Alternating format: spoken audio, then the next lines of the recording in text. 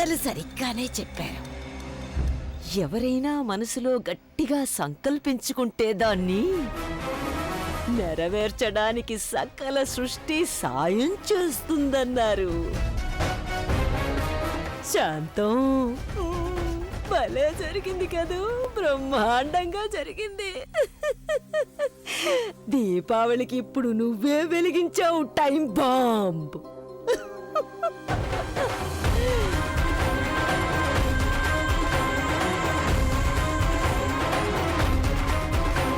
అరే చాలు చాలు చాలు, తిన్నది చాలేరా జిలేబీ ప్రసాద్. వచ్చేయి వచ్చేయి వచ్చేయి, మీ శాంత పెద్ద నాన్నమ్మ దగ్గరికి వచ్చేయి. చూడు, మనం ఎవరికంటా పడకముందే ఇక్కడి నుంచి మనం వెళ్ళిపోవాలి కదూ. రా రా.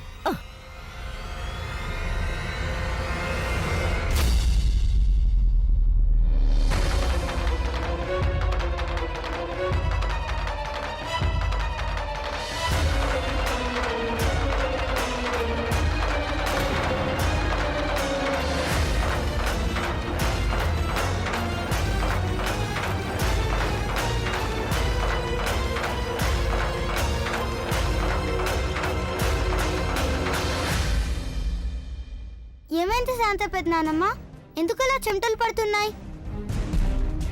అంటే నువ్వు మా దగ్గర నుంచి ఏదైనా దాచిపెట్టడానికి ప్రయత్నిస్తున్నావా?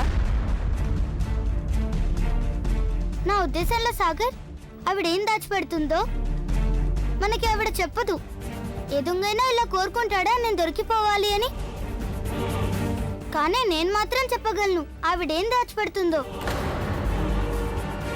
ఏంటి చూస్తావా? జిలేబీ ప్రసాద్, ఎక్కడున్నావు నాన్న నువ్వు?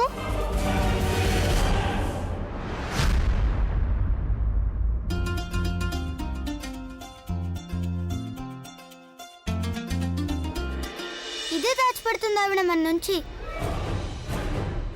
మేమంతా చూసేసాం శాంత పెద్దనానమ్మా. మీకు నేనంటే ప్రేమ లేదు.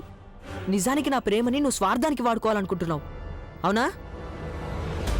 అంటే మమ్మల్ని వెర్రివాళ్ళని చేయాలనేగా నీ ఉద్దేశం? ఇప్పటికి అమ్మగారి ముందు నీ నిజ రూపం బయట పెట్టాల్సిన సమయం వచ్చేసింది శాంత పెద్దనానమ్మ.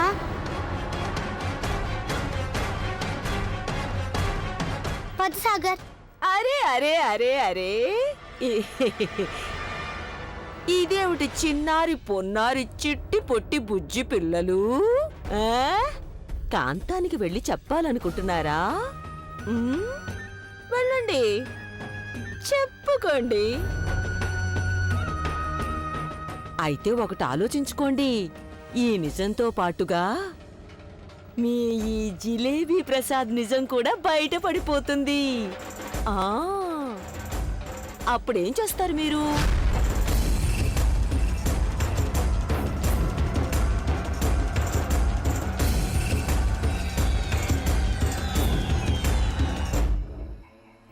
మరీ పట్టుబడితే నేనే వెళ్ళి కాంతానికి అంతా చెప్పేస్తాను.